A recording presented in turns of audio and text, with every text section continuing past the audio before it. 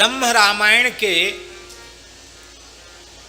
भविष्य प्रस्ताव में, जहाँ भविष्य का वर्णन किया गया है, ब्रह्म रामायण के भविष्य प्रस्ताव में महर्षि याज्ञवल्क्य जी महाराज और महर्षि भरद्वाज मुनि के कथा प्रसंग में, संवाद में इस प्रकार की भविष्यवाणी की गई है। याज्ञवल्क्य जी ने भरद्वाज जी को भविष्यवाणी की है। किस ग्रंथ में? ब्रह्म रामायण में। ब्रह्म रामायण का शास्त्रीय श्लोक है, सर्वलोकोपकाराय प्रेरितो हरिणा मुदा वाल्मीकिस्तुलसीदासस्तदरूपेण भविष्यति। बृहद ब्रह्म रामायण के प्रथम अध्याय के श्लोक संख्या 78 का ये 78वां श्लोक है। संपूर्ण लोकों के उपकार के लिए भगवान श्री रघुनाथ जी की नित्य साकेत बिहारिणी बिहारी जी की प्रेरणा से महर्षि वाल्मीकि ही तुलसीदास जी के रूप में प्रकट होंगे और भाषा काव्यम मानसाख्यम रामायण मनुत्तमम करिष्यति जनानां यत्कलौ शीघ्र फलप्रदः। भाषा में श्रीमद् रामचरित मानस नामक अनुत्तम माने सर्वोत्तम काव्य की रचना करेंगे। इसमें आवाज आएगी नहीं?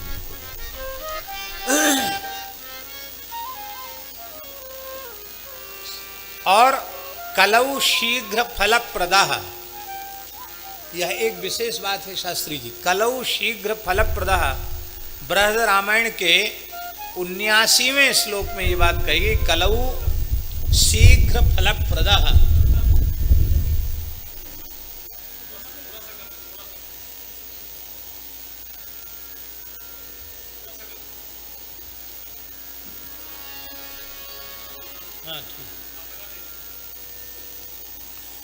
कलौ शीघ्र फलप्रद। कलयुग में श्री राम आज भी रामचरित मानस के पाठ से, मूल पारायण से और विविध चौपाइयों का संपुट लगा करके आज भी आस्तिक हिंदू समाज में बहुसंख्यक लोगों के मनोरथों की पूर्ति केवल और केवल रामचरित मानस के पाठ से हो रही।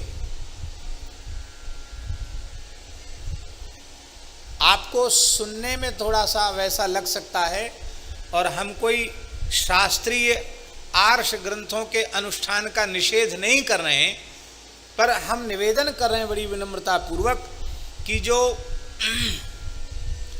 आर्ष ग्रंथ प्रोक्त जो पौराणिक अनुष्ठान है, उन अनुष्ठानों की मर्यादा का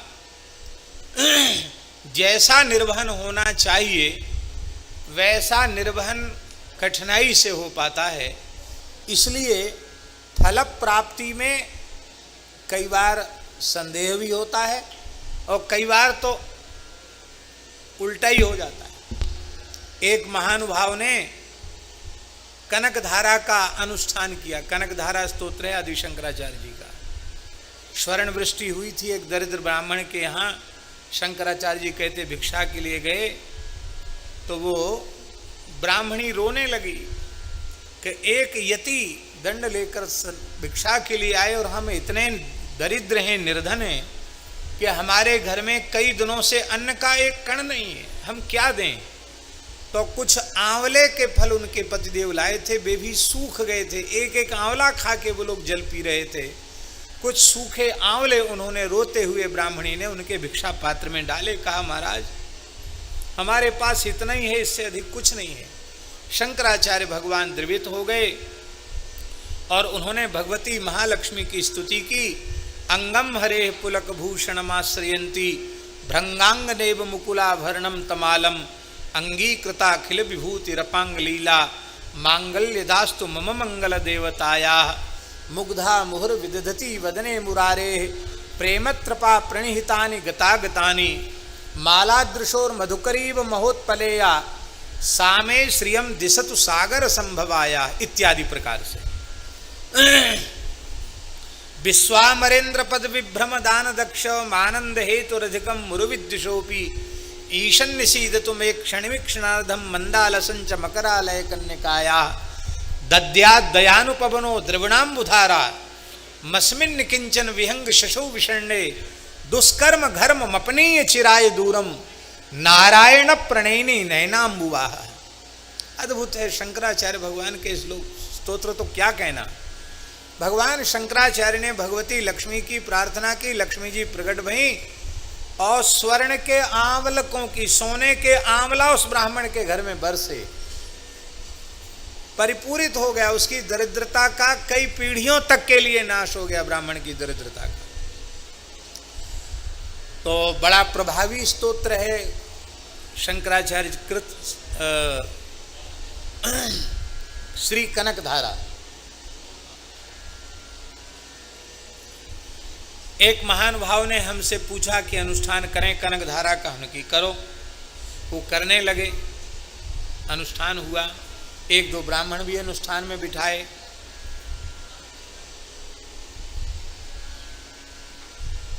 तो कनकधारा तो बरसी नहीं, स्वर्ण वृष्टि तो हुई नहीं। उसी अनुष्ठान की पूर्ति में एक कार्य में वो सब लोग गए, कुछ भूमि का कार्य था। तो वो जो लोग कब्जा किए हुए थे उन्होंने पत्थर बरसाए, गाली और पत्थर।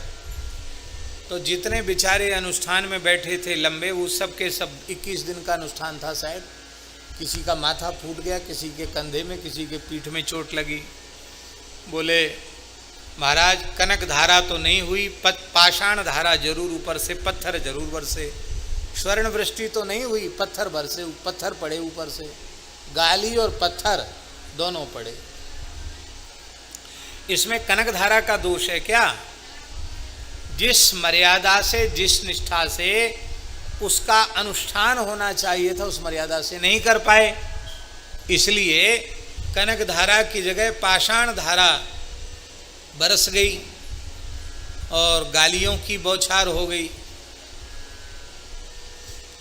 ऐसा हो जाता है। पर श्री रामचरितमानस में बहुत अधिक विधि का आग्रह न होने के कारण ये तो सावर मंत्र के समान है। अनमिल आखर अर्थन जापू, प्रकट प्रभाव महेश प्रतापू। ये सावर मंत्र के समान है, जिसमें ज्यादा कुछ करना नहीं पड़ता, तत्काल प्रभाव होता है। मानस जी की प्रत्येक चौपाई सावर मंत्र के समान है। ये स्वयं सिद्ध अनुष्ठान है, इसलिए करोड़ों लोगों के मनोरथों की, कामनाओं की पूर्ति केवल रामचरितमानस के अनुष्ठान से हो रही है आज भी। इसलिए भैया ताली मत बजाओ, पहले मना किया ताली बजाने को, फिर क्यों बजाते तुम लोग? इसलिए करिष्यति जनानांच यत्कलौ शीघ्र फलप्रदः। कलयुग में रामचरितमानस शीघ्र फलप्रद है। हमारे भारतवर्ष के एक भगवत साक्षात्कार संपन्न महापुरुष थे, परम पूज्य फतेहपुर वाले सरकार, जिनको जय जय सरकार कहा जाता, जय जय सरकार। हनुमान जी का साक्षात्कार हुआ था, भगवान का साक्षात्कार हुआ था। जय जय सरकार के शताब्दी महोत्सव में दास को कथा कहने का अवसर मिला। उन महापुरुष के 3 नाम थे। गुरुजी के द्वारा नाम तो रखा गया था श्री अजबदास जी, अजबदास जी, अजब रामदास जी नाम था, पर अजबदास जी के नाम से वो प्रसिद्ध थे। और दूसरा एक नाम रख दिया था शंकराचार्य जी ने उनका।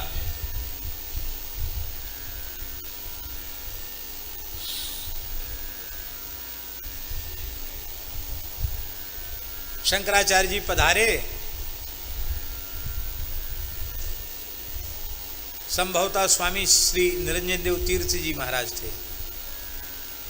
तो उन्होंने बुलाया जय जय सरकार ने, और वहाँ वो पहुँचे।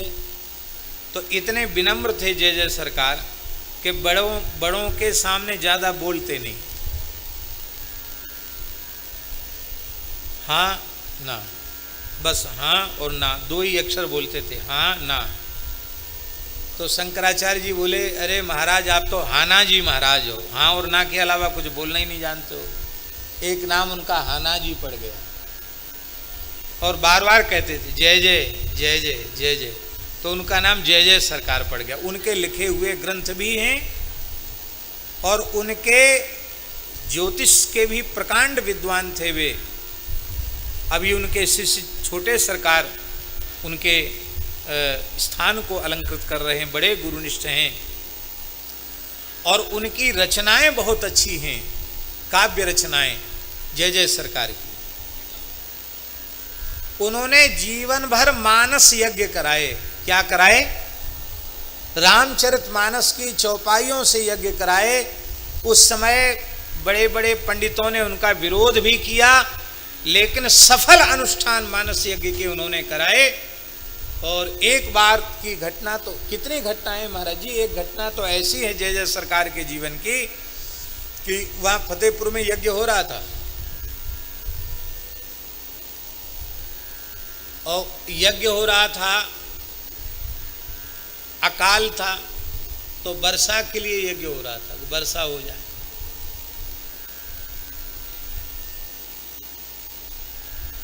तमाम लोग आए, बोले महाराज आप यज्ञ कराते हैं, वैसे अकाल पड़ गया, हम लोगों के पास नहीं है, यज्ञ में खर्च हो जाता है। एक उनमें मुसलमान था उसी गांव का, उसने कहा महाराज ये सब इन यज्ञों से, इनसे भी कुछ होता है क्या? हाँ जरूर होता है।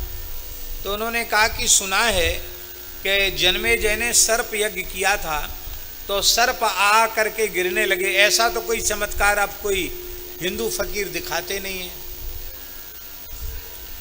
ऐसा कुछ समझ में आवे तो पता चले कि हाँ ये तुम्हारे रामचरितमानस से भी कुछ फल की पूर्ति होती है। तो उन्होंने पाठ शुरू करवाया और पूरे क्षेत्र में इल्ली का प्रकोप था। इल्ली जानते हैं ना, इल्ली का प्रकोप था और लोग हाहाकार करने आए थे, महाराज पहले अकाल पड़ चुका, भी थोड़ा पानी बरसा तो इल्ली आ गई और लोगों को खाने को नहीं रहेगा।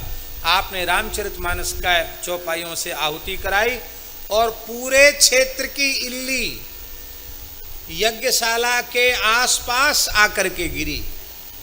जैसे जन्मेजय सर्प यज्ञ में सारे ब्रह्मांड के सर्प आकर के वहां गिरने लगे, वहां यज्ञ कुंड में कोई नहीं गिरा, लेकिन सारी भूमि करोड़ों करोड़ों इल्लियों से पट गई और सबने आकर उनके चरणों में नतमस्तक होकर प्रणाम किया। आज भी वहां के मुगल भी उनको साष्टांग प्रणाम श्रद्धा पूर्वक करते हैं। आज भी वहां प्रतिवर्ष मानस यज्ञ होता है। तो कलौ शीघ्र फलप्रदः, कलयुग में रामचरितमानस का अनुष्ठान शीघ्र फल प्रदान करने वाला है। अनेक लोग उसका अनुभव करते हैं। वशिष्ठ संहिता का भी यही श्लोक है और भविष्य पुराण का पारायण दास ने किया है। भविष्य पुराण में भी यही श्लोक आया है। दोनों में पाठांतर भी नहीं है और अर्थांतर भी नहीं है। आप लोगों को कंठस्थ होगा। वाल्मीकि तुलसीदास कलौ देवी भविष्यति, रामचंद्र कथा साध्वी भाषा रूपाम करिष्यति। कलयुग में महर्षि वाल्मीकि ही तुलसीदास जी के रूप में प्रकट होकर के भाषा में श्री रामचरित्र की रचना करेंगे। और नाभाजी ने तो स्पष्ट शब्दों में उनके छप्पे का आरंभ ही यहीं से किया। कलि कुटिल जीव निस्तार हित, वाल्मीकि तुलसी भयो। कलयुग के कुटिल जीवों के निस्तार के लिए महर्षि वाल्मीकि ही तुलसीदास जी के रूप में प्रकट हुए। और परम पूज्य श्री बक्सर वाले महाराज जी ने भी है नमन पाद पद्मों में बारंबार बाबा तुलसी, कलि कुटिल जीव निस्तार हेतु अवतार बाबा तुलसी। है नमन पाद पद्मों में बारंबार बाबा तुलसी, कलि कुटिल जीव निस्तार हेतु अवतार बाबा तुलसी, कलि कुटिल जीव